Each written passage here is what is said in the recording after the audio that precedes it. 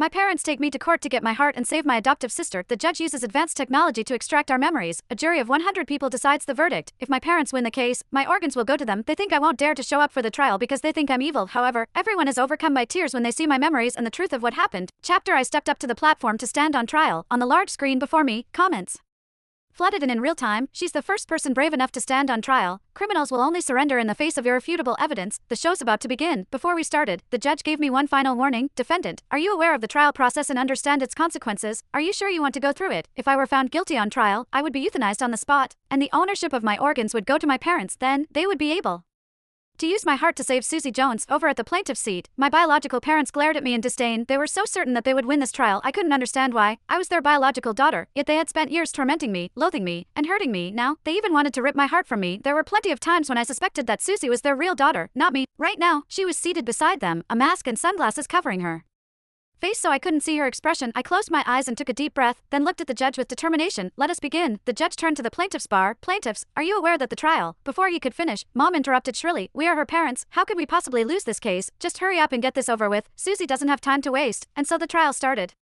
The first charge was brought against the defendant: refusal to fulfill her familial obligations, neglecting her bedridden father, and selfishly indulging in a decadent lifestyle. On the screen, my mother wiped tears from her eyes as she described the details of the charge. Our family was not well off. My father worked tirelessly to put me through school and college, yet when he fell gravely ill, I refused to see him. Using the excuse that I was busy with school, I failed to send money for his medical expenses, which caused him to sustain a permanent disability in his left leg. OMG, how cruel. Such an ungrateful brat. What a waste of education. The comments were brutal. The screen showed how my mother kept calling me, even bringing my disabled father to college to look for me, all to no avail. Even the judge frowned at that. On the plaintiff's side, my parents looked smug. I saw Susie lifting her chin slightly. I sat quietly on the defendant's chair as the staff swiftly attached the memory extraction device to my head. Electricity buzzed. I felt a sharp pain stabbing through my brain. I pursed my lips tightly, making no sound. A few seconds later, two large words appeared on the screen. Not guilty. The screen was flooded with question marks from the audience. How can she not be guilty? My mother lowered her head guiltily. My memories played across the screen. When I was 8, Susie came to live with us. She and I, along with her parents, had been in a car accident. Her parents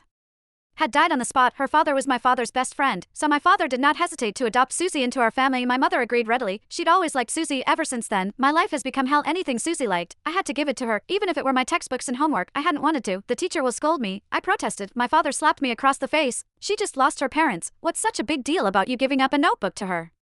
Before our final exams that year, Susie took a liking to all the pens I owned. I refused to give them to her. My father grabbed a broom and beat me with it. You heartless, selfish girl, what's the big deal about these pens? Give them to Susie. As I screamed in pain, my mother hugged Susie and comforted her while she cried. It's all right, I'll buy you brand new ones. Eyes red, Susie said. But those pens look like the ones my mother gave me for my birthday. Shaking, I gave her my entire pencil case. Stop hitting me, I cried.